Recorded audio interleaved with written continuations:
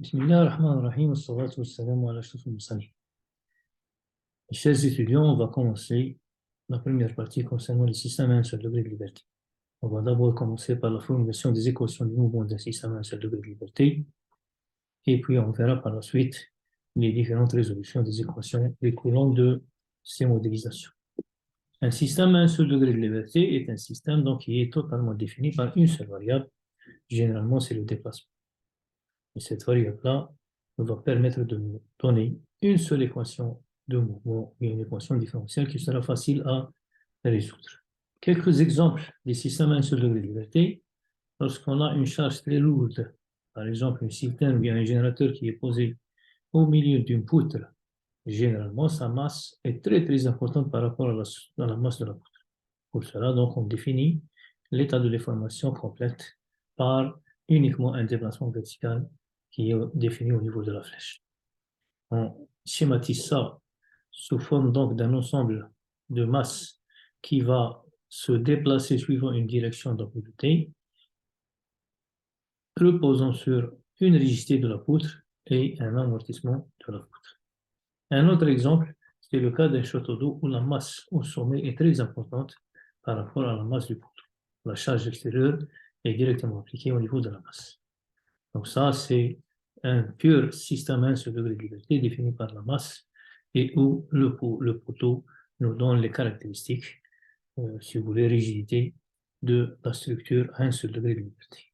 C'est le même problème d'un portique lorsque la dalle a une masse très importante par rapport au poteau et elle est très rigide par rapport dans son plan, c'est-à-dire qu'elle ne peut pas se déformer par rapport au plan. C'est-à-dire qu'on ne peut pas avoir des flexions de ce type de la dalle. Donc, on parle d'un plancher très rigide qui nous va permettre de définir donc un seul degré de liberté dans le sens vertical, dans le sens horizontal, pardon, qui est U de T.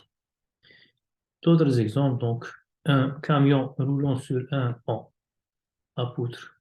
Donc, la même chose, la masse du camion est très importante, donc il va être défini comme un seul degré de liberté. Le déplacement vertical, c'est la variable qui nous intéresse le plus, et puis donc la masse, c'est la masse du véhicule, la rigidité, c'est celle du pont considéré. Un autre exemple, c'est le cas donc d'une plateforme offshore où on a au sommet une masse importante par rapport au système entrée ici, dont la masse est très négligée par rapport au sommet. Donc, si on applique une force, par exemple, P de T au sommet, ça va nous donner un seul degré de liberté qui va se déplacer dans le sens, donc, dans le sens horizontal. Il faut dire que la masse va nous donner, la masse au sommet va nous donner la masse du système, alors que la rigidité est définie par la rigidité du treillis, donc de façon totale. Donc, alors, quelles sont les composantes des systèmes dynamiques de base? On a 4 composantes. Premièrement, la masse. Deuxièmement, la rigidité ou flexibilité. Troisièmement, un mécanisme de freinage qui va permettre une perte d'énergie, ce qu'on appelle un amortissement qui va amortir les vibrations. Et enfin, donc, une fonction d'excitation. Ces 4 paramètres vont exister dans un système dynamique de base. Donc, on va voir au fur et à mesure qu'on avance dans le système à un seul degré de liberté, on va voir différents cas par rapport à la présence ou non de ces composantes-là. Donc, avant cela, on va essayer de formuler l'équation du mouvement. On a 3 grandes méthodes qui existent pour cette formulation. Ce qu'on appelle la méthode de D'Alembert, le principe de D'Alembert, ou bien la méthode d'équilibre. Enfin, le principe de Hamilton, ou bien la méthode résiduelle. Et enfin, donc, le principe du déplacement virtuel, qui est caractérisé donc, comme un principe virtuel. Alors, commençons par la méthode, par le principe de D'Alembert. Qu'est-ce qu'il dit, ce principe? Les forces extérieures d'une structure sont égales aux forces directement appliquées à la masse diminuée des forces d'inertie. Donc, si on prend, par exemple, la présence d'une masse due à la masse, la présence d'une force due à la masse qu'on appelle Fi, la présence d'une force due à l'amortissement qu'on appelle Fa, la présence due à la rigidité qu'on appelle Fk, et enfin une force extérieure P de T. FI, FA, FK sont généralement des forces intérieures, alors que P de T est une force extérieure. Donc, par équilibre, on va dire que les FA plus FK est égal à P de T moins FI. Ça, c'est le principe de D'Alembert d'une façon générale. Donc, on va transposer FI vers l'autre côté pour définir un équilibre global et on va dire que FA, FI plus FA plus FK est égal à P de T. On peut utiliser la deuxième loi de Newton qui dit que les forces appliquées sur une structure, donc torseur des efforts, sont égales à la variation de la quantité de mouvement du système. Donc, si on a une force P de T qui est appliquée sur une structure, elle va être égale à la variation, c'est-à-dire à la dérivée par rapport au temps de la quantité de mouvement 1 fois la vitesse. Le mouvement, c'est M fois la vitesse. La vitesse est définie ici par dU sur dt, où U est le déplacement. Donc, si je dérive la masse étant constante, donc je vais dériver la masse, la vitesse par rapport au temps, ça me donne une accélération. Et dans ce cas, la somme des forces P de T est égale à mu seconde. Ça, c'est la deuxième loi de Newton. Donc, premièrement, définissons les différentes forces. On a la force due à la rigidité, Fk. Cette force due à la rigidité, premièrement, elle ne dépendra que du déplacement U de T. Ça, c'est connu. Il suffit de prendre un ressort, d'accord, et vous allez voir que la force dans le ressort, donc, qui a une rigidité K, la force est égale à K fois X. Je m'excuse donc de l'écriture. K fois X, ça c'est connu donc dans les forces élastiques ou dans un ressort qui est défini par une rigidité K, ça va nous donner donc une force de rigidité qui est proportionnelle au déplacement X par l'intermédiaire d'un coefficient K. Donc, la force de l'élastique ne dépend que du déplacement. Si à tout instant, il y a proportionnalité entre la force et le déplacement, le comportement est élastique linéaire. Ça, c'est connu, donc c'est classique. Et on aura donc une relation linéaire entre la force élastique et le déplacement E par le biais d'un coefficient qu'on appelle le coefficient de rigidité. Donc là, on peut définir la rigidité. Donc, en mettant, si je pose U est égal à 1, donc si je pose U est égal à 1, je peux déjà commencer à réfléchir sur cette rigidité qui devient donc une force élastique pour un déplacement unitaire. Dans certains cas, donc, il se peut que la relation n'est pas linéaire et on a donc un cycle, si vous voulez, de chargement et de déchargement entre la force et la rigidité. Dans ce cas, donc, la rigidité, elle n'est plus constante mais elle dépendra donc du déplacement de façon générale. Deuxième type de force, c'est la force due à l'amortissement. On sait en général que toutes les structures, quelle que soit leur nature, ils procèdent à un amortissement. S'il n'y a pas d'amortissement, en général, la structure va vibrer indéfiniment dans le temps. Or, jusqu'à présent, donc, on n'a jamais vu une structure vibrer indéfiniment dans le temps. Donc, c'est grâce à cet amortissement que la vibration est amortie et elle s'annule au fur et à mesure, donc en diminuant jusqu'à elle s'annule définitivement.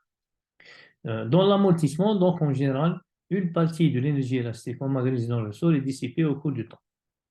Différents mécanismes existent, sachant que l'amortissement est la partie la plus complexe en dynamique des structures et la moins maîtrisée en général. Donc, cet amortissement-là, le plus souvent, on le mesure expérimentalement pour des structures bien définies. Donc, on trouve ce qu'on appelle l'amortisseur physique, ça c'est connu, donc il suffit de voir une voiture qui possède des amortisseurs et qui lui permet donc d'amortir les vibrations. Une voiture qui passe sur un dodan en général, dès qu'elle passe le dodan, elle commence à vibrer jusqu'à une certaine distance, puis la vibration s'arrête. On le sent donc du point de vue confort au niveau de la voiture, à l'intérieur de la voiture.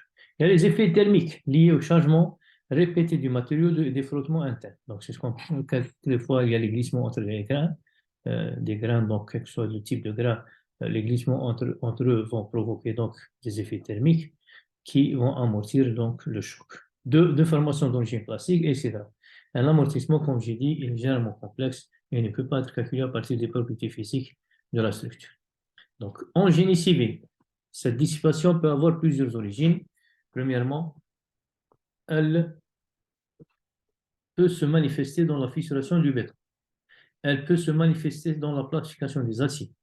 elle peut se manifester entre le glissement, entre le relatif entre structure porteuse et éléments secondaires, comme cloison, baie vitrée.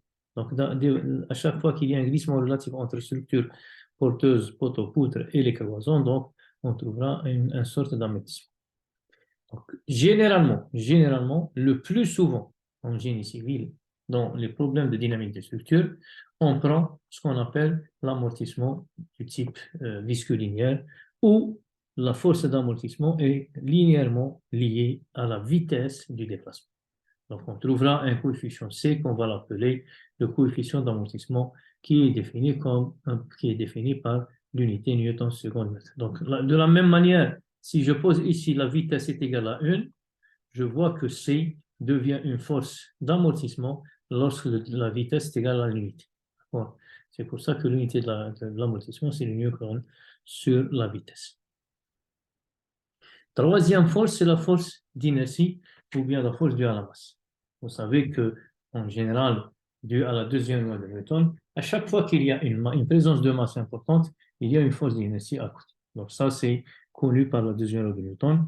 Et puis, donc, cette force qui est appelée force d'inertie, la même chose. Donc, on va essayer de la lier à son accélération et on trouvera que généralement que cette force est linéairement reliée à l'accélération par le biais de la masse. On trouvera Fi est égal à moins et pendant est égal à mu seconde de t. Où U seconde, c'est l'accélération du système.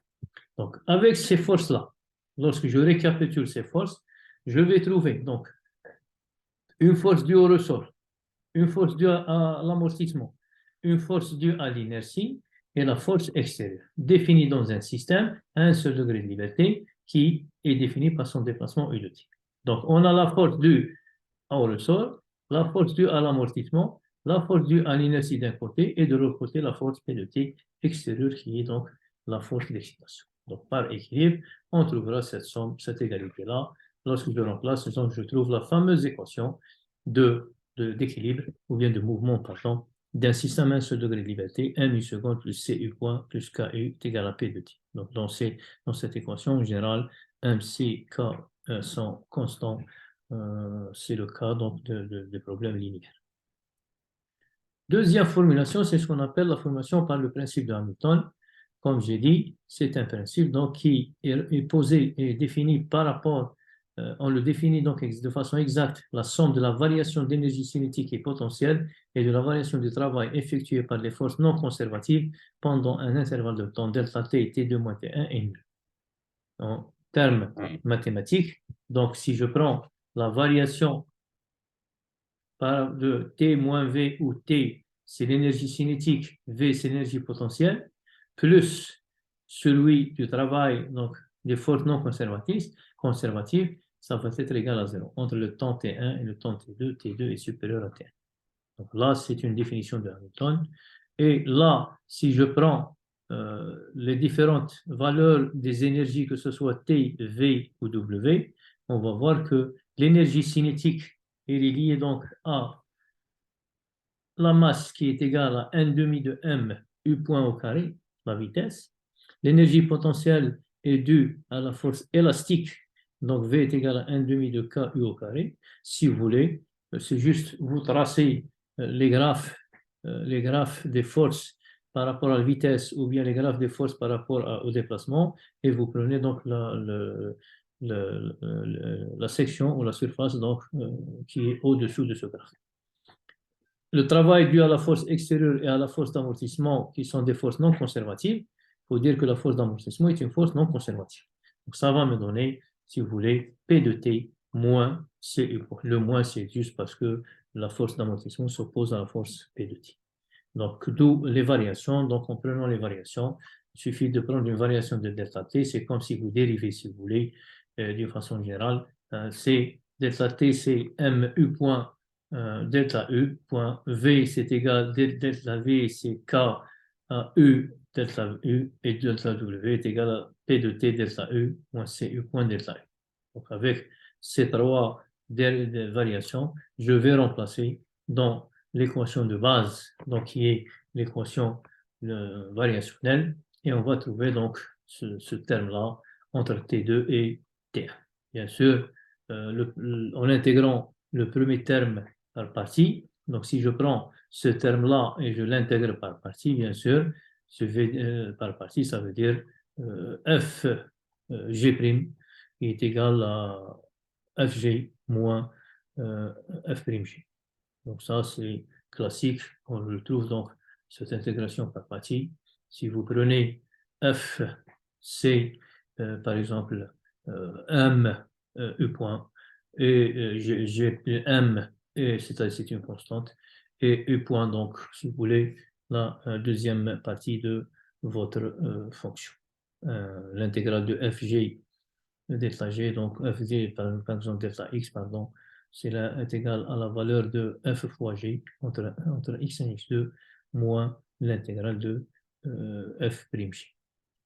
Le principe de Hamilton, donc la variation delta u s'annule aux limites, c'est-à-dire le premier terme de 13 s'annule, donc celui-là va s'annuler suivant le principe de Hamilton, et on va trouver donc le mu moins mu seconde delta u moins, donc je replace le tout dans la première équation, c'est-à-dire l'équation de 12, on va remplacer dans 12, et on va retrouver, donc j'ai dit que celui-là va s'annuler, donc celui-là va s'annuler, il me reste celui-là qui va être égal à celui-là, u seconde du dt. Donc on le trouve ici avec un moins, u seconde du dt, u seconde delta u, pardon, moins les termes qu'on a au début.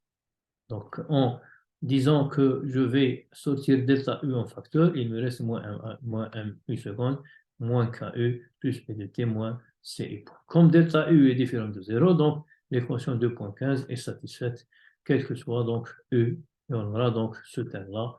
On retrouve donc la fameuse équation de mouvement d'un système à un seul degré de liberté.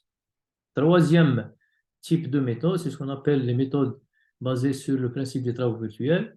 Donc, c'est une méthode qui est très intéressante lorsque la masse et la densité sont distribuées dans tout le système, c'est-à-dire lorsqu'on travaillera avec les systèmes contenus au lieu de travailler avec les systèmes discrets. Il est valable aussi pour les points rigides. Donc, on applique un déplacement delta U, un déplacement de type variationnel, mais de type donc delta U très petit, à la masse.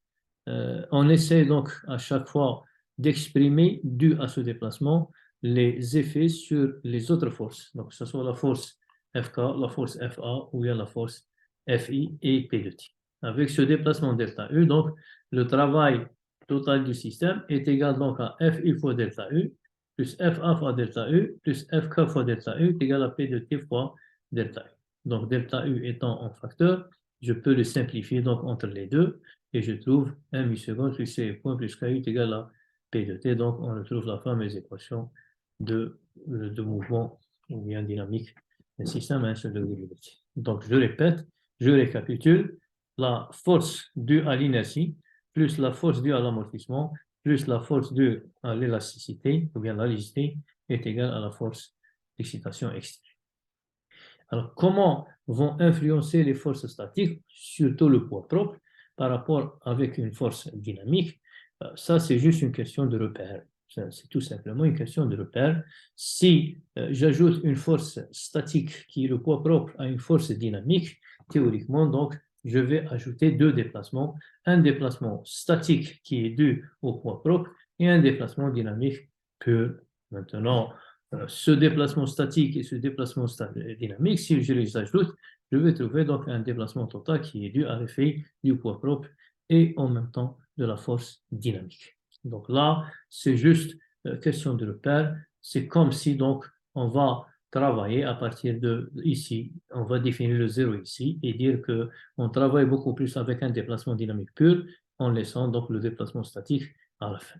Donc là, le déplacement statique, il est dû bien sûr il provoque une rigidité qui va être égale au poids propre, KU statique qui est égal à W au poids propre, et puis donc je l'incorpore dans la somme, donc je vais ajouter W, bien sûr, dans le système de force, il va me donner FI plus FA plus FK, ça c'est connu, plus la force statique qui va être égale à P de T plus W. Donc ça, c'est un équilibre. 1 U seconde plus C point plus KU est égal à plus KU statique est égal à P de T plus V quand KU statique et P et W sont les mêmes, donc je les simplifie, et on va retrouver notre équation 1 milliseconde plus C point plus KU est égal à P de T. Sachant que U est le déplacement dynamique pur. Donc c'est ça, c'est comme si j'ai juste déplacé mon repère d'un repère global total à un repère dynamique. D'accord? Donc bien sûr, seul le ressort est affecté par le déplacement et U total, U seconde totale, c'est la même chose que U seconde, et U point total est égal à U point. Donc il n'y a pas de déplacement de vitesse, pardon, et d'accélération de U statique. Donc voilà, donc la notion de U statique et U dynamique, c'est une notion qui est très utilisée dans les règles de conception, surtout les codes de béton où on essaye de combiner l'effet des charges permanentes, des surcharges, l'effet des séismes et l'effet du vent, etc., etc. Donc les fameuses 1,35 G plus 1,5 Q plus ou moins 1,2 E plus ou moins 0,8 E et ainsi de suite. Ça, c'est des équations qui sont connues, que ce soit du premier genre ou bien du deuxième genre. Alors, influence d'une excitation du support. Ça, c'est un problème qui intéresse beaucoup plus les ingénieurs de génie civil. Vous savez qu'en général, on a des structures qui sont soumises généralement à des excitations dues au séisme. Le séisme, on a dit dans le premier chapitre que c'est une onde qui va traverser d'en bas, elle va venir d'en bas, du centre, vers la surface de la Terre et elle va exciter les structures par une excitation généralement de type accélération. Donc là, il faut dire que lorsque le séisme arrivera donc à la surface de la Terre, il va essayer donc de faire bouger, si vous voulez, la structure. Et ça, c'est une façon de dire que mon support n'est plus fixe, mais il est soumis à une accélération ou bien à un déplacement. Théoriquement, il y a un mouvement. Et il y a des transmissions de secousses sismiques aux fondations des bâtiments, ou bien, dans le cas d'une machine, donc tournante en général, il y a transmission des vibrations d'un bâtiment au bâti d'une machine se trouvant dans le bâtiment. D'une façon générale, lorsqu'on prend donc une structure à un seul degré de liberté, avec sa masse, sa rigidité et son amortissement, lorsqu'elle est soumise à une excitation du sol, donc elle va bouger par rapport d'abord à un axe de référence, dû à cette accélération du sol. UG, c'est le déplacement donc du sol. Bon, lorsqu'il y a encore de l'excitation du sol, bien sûr, il y a un mouvement dynamique et le portique a tendance à se déplacer de U. Donc U par rapport à son repère local. Et si je fais la somme U et UG, ça va me donner un déplacement U total. Donc là, il y a deux types de déplacements.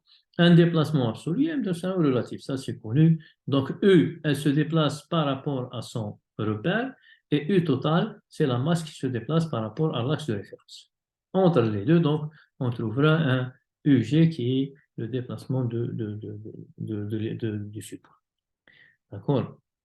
Donc là, c'est juste les fameuses hypothèses qu'on prend en général pour dire que ce portique-là, c'est comme si j'ai un système à un seul degré de liberté. Donc, comme j'ai dit, poutre très rigide, masse totale concentrée sur la poutre, poteau sans masse et ne se déforme pas verticalement, seul le degré de liberté, donc possibilité de flexion des poutres.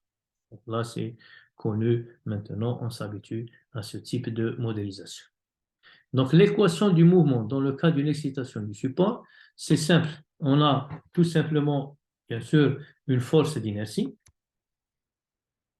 une force de rigidité qui est répartie sur deux poteaux et une force F. Il faut souligner que chaque poteau a une rigidité.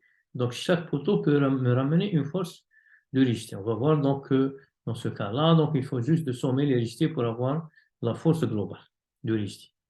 Donc là, et bien sûr, j'ai une force d'amortissement.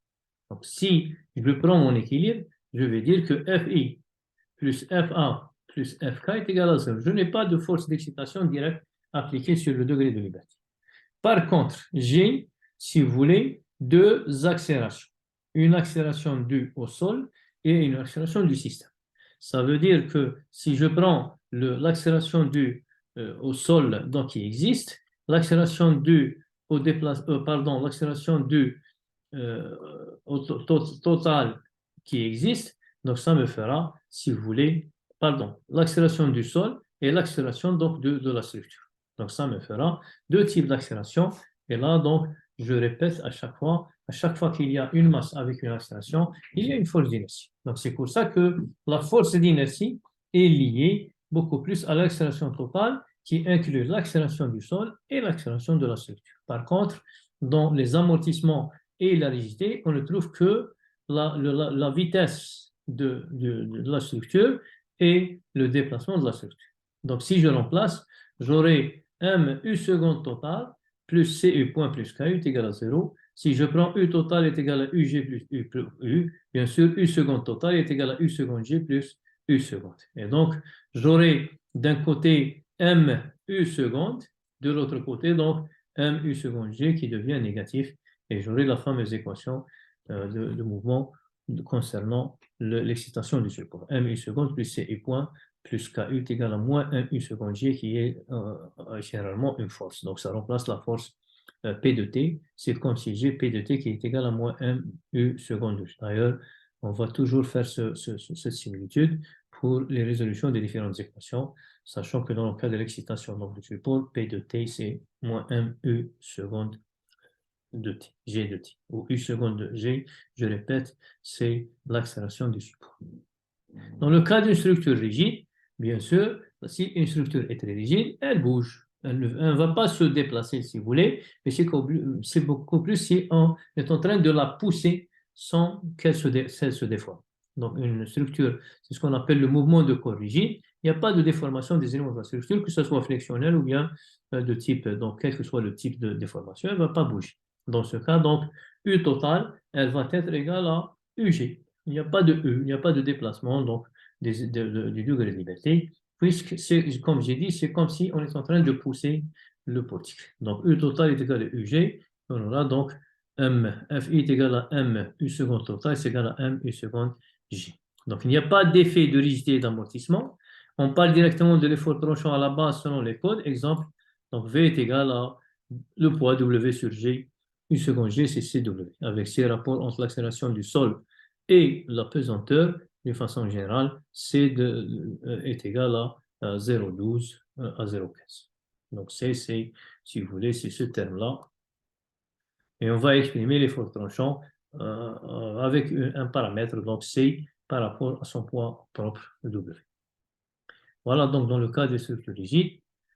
Alors, maintenant, on va terminer ce chapitre avec le calcul des rigidités en général, qui ne sont que des ressorts. Et on est habitué, donc, en mécanique en général, lorsqu'on trouvera des ressorts, ces ressorts peuvent être parallèles, ils peuvent être en série, ils peuvent être parallèles en série, et ainsi de suite. En génie civil, en général, dans les structures de génie civil, il y a des structures qui sont très connues du point de vue leurs conditions d'appui aux deux extrémités. Par exemple, si je prends généralement un portique à un seul degré de liberté, où la masse est très concentrée au sommet et le degré de liberté est au sommet, on dit que l'élément poteau en général est encastré. Il est encastré dans la poutre et il est encastré en bas.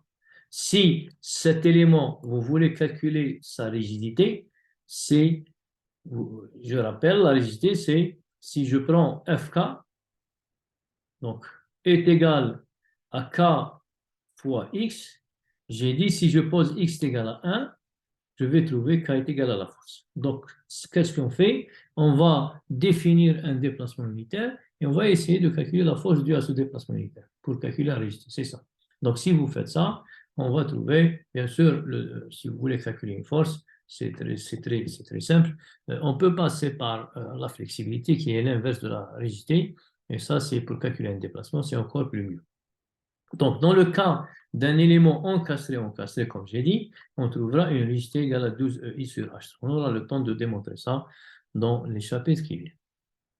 Et puis, vous remarquez que le poteau 1 et le poteau 2 sont parallèles, c'est-à-dire que le ressort 1 et le ressort 2 sont parallèles. D'accord? Si les deux ressorts sont parallèles, donc on va voir que la rigidité équivalente est une somme entre les deux ressorts.